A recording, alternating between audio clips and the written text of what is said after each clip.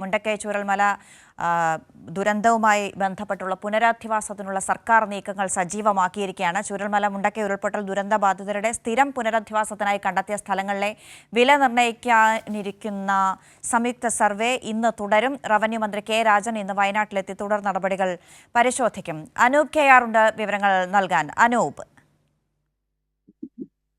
Good morning.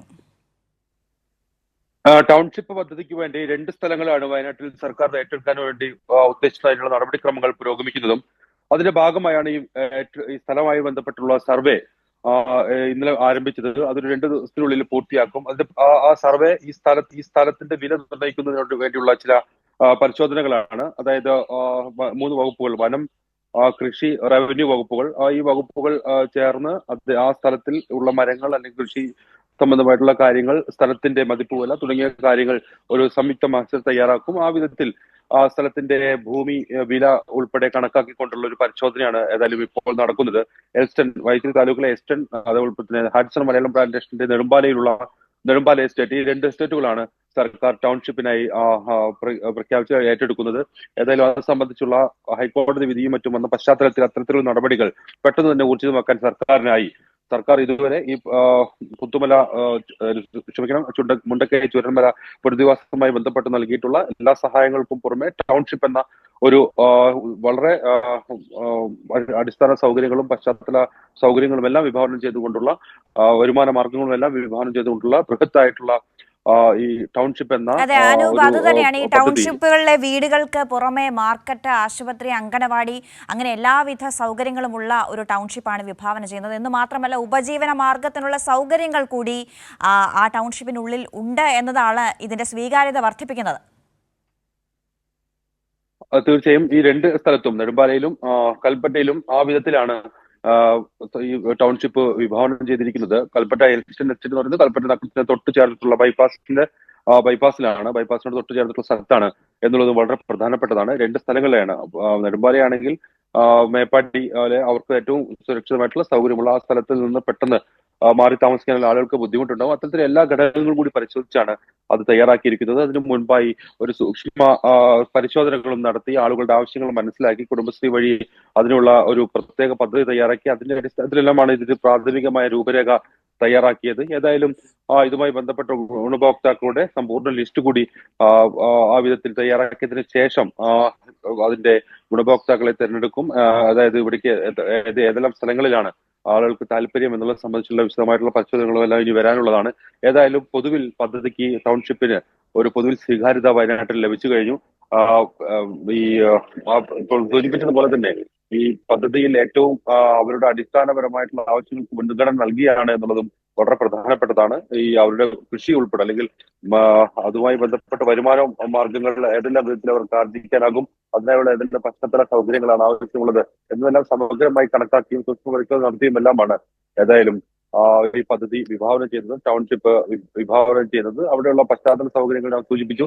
ആശുപത്രി, anganwadi, school, പൊതുകളിസ്ഥലം തുടങ്ങിയുള്ള എല്ലാ, ലൈബ്രറി ഉൾപ്പെടെ തുടങ്ങിയുള്ള എല്ലാവിധ പശ്ചാത്തല അടിസ്ഥാന സൗകര്യങ്ങളും ഏർപ്പെടുത്തിയാണ് പദ്ധതി വിഭാവനം ചെയ്തത്. ഏതായാലും അത് പെട്ടെന്ന് തന്നെ നിർമ്മാണ പ്രവർത്തനങ്ങൾ ആരംഭിക്കാനുള്ള നടപടികളിലേക്കാണ് ഏതായാലും കടക്കുന്നത്. അതിന്റെ ഭാഗമായാണ് സംയുക്ത സർവേ പൊതുവകുപ്പുകളുടെ നേതൃത്വത്തിൽ നടക്കുന്നത്. അതിനെ പ്രത്യേക ഭൂമി ഏറ്റെടുപ്പുമായി ബന്ധപ്പെട്ട് സർക്കാർ പ്രത്യേക ഓഫീസറെ നിയോഗിച്ചിരുന്നു. ആ ഓഫീസറുടെ ഉൾപ്പെടെ നേതൃത്വത്തിലാണ് ഇന്നും പരിശോധനകൾ നടത്തുക. 2 ദിവസത്തിലെ പരിശോധന പൂർത്തിയാകും. അതിനിടെ റവന്യൂ മന്ത്രി കെ രാജൻ ജില്ലയിൽ എത്തുന്നുണ്ട്. ഈ പദ്ധതി സംബന്ധിച്ചുള്ള വിശദാംശങ്ങൾ അല്ലെങ്കിൽ തുടർ പ്രവർത്തനങ്ങളെല്ലാം അദ്ദേഹം ഇന്ന് വിലയിരുത്തും. ഏതായാലും ആഴ്ചയിൽ 2 ദിവസമോ 3 ദിവസമോ മറ്റോ വയനാട്ടിൽ ക്യാമ്പ് ചെയ്തുകൊണ്ട് ഉള്ള ഒരു പ്രവർത്തനങ്ങളായിരിക്കും ഏതായാലും മന്ത്രിസഭയുടെ അല്ലെങ്കിൽ ഈ ചുമതലപ്പെട്ട മന്ത്രിമാരുടെ ഭാഗത്തുനിന്ന് ഉണ്ടാവുക. ഏതായാലും ആ വിധത്തിൽ വലിയ പ്രത്യാശ നൽകിക്കൊണ്ടുള്ള ഒരു ഇടപെടലാണ് ഏതായാലും സർക്കാരിൽ നിന്ന് ഉണ്ടായത്. പൊതുവിൽ അതിന് വലിയ സ്വീകാര്യത ലഭിച്ചു കഴിഞ്ഞു. ഈ ചില അഭിപ്രായങ്ങളും മറ്റും സ്വാഭാവികമായും ഈ പ്രഖ്യാപനത്തിന് ശേഷം ഉണ്ടാവുന്നുണ്ട്. സ്ഥലം സംബന്ധിച്ചും മറ്റുമുള്ള, അല്ലെങ്കിൽ ഈ ടൗൺഷിപ്പിൽ ചേരാത്ത ആളുകൾക്ക് പുറത്തു പോയി താമസിക്കാൻ ആവശ്യമായ ഒരു തുക സർക്കാർ പ്രഖ്യാപിച്ചിരുന്നു. ആ തുക സംബന്ധിച്ചെല്ലാം ചില അഭിപ്രായ വ്യത്യാസങ്ങളുണ്ട് എന്നുള്ളതും പറയേണ്ടതാണ്. ഏതായാലും അതുമായി ബന്ധപ്പെട്ടെല്ലാം ഉള്ളൊരു അന്തിമ തീരുമാനവും മറ്റും വരേണ്ടതുണ്ട്. കൂടുതൽ അതുമായി ബന്ധപ്പെട്ട് മന്ത്രി കെ രാജൻ ഇന്ന് ഇവിടെ എത്തുമ്പോൾ അതുമായി ബന്ധപ്പെട്ട ചർച്ചകളെല്ലാം നടക്കുമെന്നാണ് നമുക്ക് മനസ്സിലാക്കാൻ സാധിക്കുന്നത്. ഏതായാലും ആ വിധത്തിൽ ഈ ടൗൺഷിപ്പ് എന്ന ബൃഹത്തായ പദ്ധതിയെക്കുറിച്ചുള്ള നടപടി അല്ലെങ്കിൽ അതിന്റെ നടപടിക്രമങ്ങൾ വളരെ കാര്യക്ഷമമായി തന്നെ മുന്നേറുന്നു എന്നുള്ളതാണ് വയനാട്ടിൽ നിന്ന് ഏറെ പ്രതീക്ഷ നൽകുന്ന സർക്കാർ ഇടപെടലുമായി അതെ, ബന്ധപ്പെട്ടുള്ള അനൂപ്, കാര്യം. ഇതിൽ ഒരു പ്രസക്തമായ സംഗതി, ആദ്യഘട്ടം മുതൽ കേന്ദ്ര സർക്കാർ എന്ത് നയമാണ് കേരളത്തോട് വയനാട് പുനരധിവാസവുമായി ബന്ധപ്പെട്ട് കേന്ദ്ര സഹായം നിഷേധിക്കപ്പെട്ടത്, അതിൽ അവർ നൽകിയ വിശദീകരണമൊക്കെ ആ നിഷേധാത്മകമായ നിലപാട് ഏറെ വിമർശിക്കപ്പെട്ടതാണ്. ഇപ്പോഴും എത്രയോ മാസങ്ങൾക്ക് ശേഷം പല വിമർശനങ്ങൾക്ക് ശേഷമാണ് അതിതീവ്ര ദുരന്തമായി പോലും പ്രഖ്യാപിക്കാൻ കേന്ദ്ര സർക്കാർ സന്നദ്ധമാകുന്നത്. ആ ഒരു ഘട്ടത്തിൽ ഇപ്പോഴും കേന്ദ്ര സഹായം എപ്പോഴുണ്ടാകുമെന്നോ അതുണ്ടാകുമോ എന്ന കാര്യത്തിൽ പോലും സംശയങ്ങൾ നിലനിൽക്കുന്ന ഒരു ഘട്ടമുണ്ട്. ഒപ്പം മറ്റു പ്രതിസന്ധികൾ കൂടി സർക്കാരിന് നേരിടേണ്ടി വന്നിട്ടുണ്ട്. ഈ ടൗൺഷിപ്പ് സ്ഥലം ഏറ്റെടുക്കലുമായി ബന്ധപ്പെട്ട് ഇന്നലെ സർവേ തുടങ്ങിയിട്ടുണ്ട്. പക്ഷേ ആ സർവേയിലേക്ക് എത്തിയത് പോലും ഹൈക്കോടതി വിധി സമ്പാദിച്ചുകൊണ്ടാണ്. ഈ എസ്റ്റേറ്റുകാരുടെ ഒരു നിലപാട് എങ്ങനെയാണ്? ഹൈക്കോടതിയുടെ നിർദ്ദേശപ്രകാരം എസ്റ്റേറ്റ് ഉടമകൾ ഈ സർവേക്ക് സഹകരിക്കണം, വേണ്ട ആവശ്യങ്ങൾ സജ്ജീകരണങ്ങൾ ചെയ്തു കൊടുക്കണമെന്നായിരുന്നു ഹൈക്കോടതി നിർദ്ദേശം. ഇന്നലെ സർവേ നടപടികൾ തുടങ്ങിയതിന് ശേഷം അവരുടെ നിലപാട് അനുകൂലമായത് തന്നെയല്ലേ? ഹൈക്കോടതി വിധിക്ക് അനുസൃതമായത് തന്നെയല്ലേ?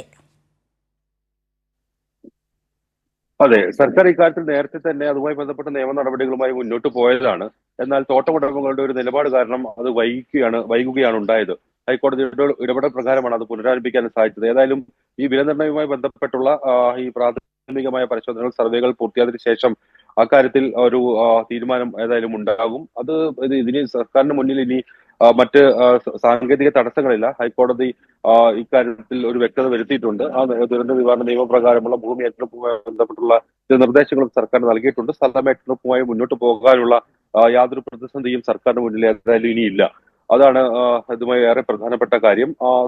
അതുമായി ബന്ധപ്പെട്ട് സർക്കാരിന്റെ തീരുമാനങ്ങൾക്കാണ് ഏതായാലും കൂടുതൽ പരിഗണനയും പ്രാധാന്യവും ഇനിയുള്ള ഘട്ടങ്ങളിൽ ഉണ്ടാവുക.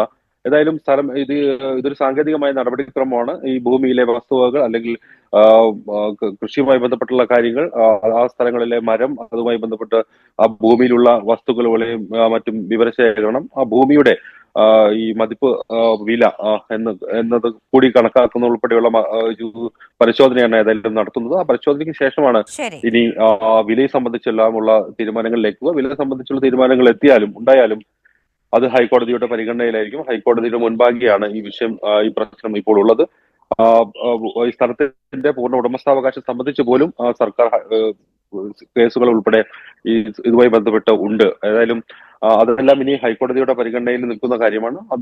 അതിന്റെ നടപടിക്രമങ്ങളിൽ അത് ഹൈക്കോടതി മുൻപാകെ തീരുമാനിക്കപ്പെടുകയും ചെയ്യുന്ന കാര്യമാണ്. സ്ഥലമേറ്റവുമായി ബന്ധപ്പെട്ടുള്ള പ്രാഥമികമായിട്ടുള്ള എല്ലാ തടസ്സങ്ങളും നീങ്ങുകയും അതുമായി ബന്ധപ്പെട്ടുള്ള നടപടിക്രമങ്ങൾ ആരംഭിക്കുകയും ചെയ്തു. സർക്കാരിന് മുന്നിൽ ആ വിധത്തിലുള്ള തടസ്സങ്ങളില്ല എന്നുള്ളതും ഏറെ പ്രധാനപ്പെട്ട കാര്യമാണ്. ഏതായാലും ഈ മാസ്റ്റർ ഉൾപ്പെടെ തയ്യാറാക്കിക്കൊണ്ട് അല്ലെങ്കിൽ ഈ പ്രാഥമികമായ മതിപ്പ് വില ഉൾപ്പെടെ കണക്കാക്കിക്കൊണ്ട് സർക്കാർ മുന്നോട്ട് പോകും. സ്ഥലമേറ്റെടുപ്പ് പൂർത്തിയാക്കും.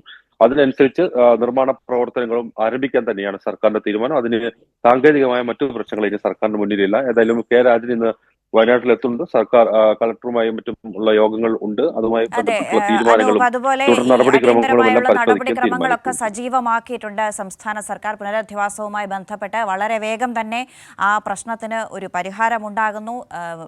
ബുദ്ധിമുട്ട് അനുഭവിക്കുന്ന, പ്രതിസന്ധി നേരിടുന്ന ആളുകൾക്ക് സമാധാനമാകുന്ന അതിജീവനത്തിന്റെ പാതയിലേക്ക് സംസ്ഥാന സർക്കാർ നയിക്കുന്നുവെന്നാണ്. അനൂപിനോട് എനിക്ക് ഒരു വാർത്ത കൂടി ചോദിക്കേണ്ടതുണ്ട്.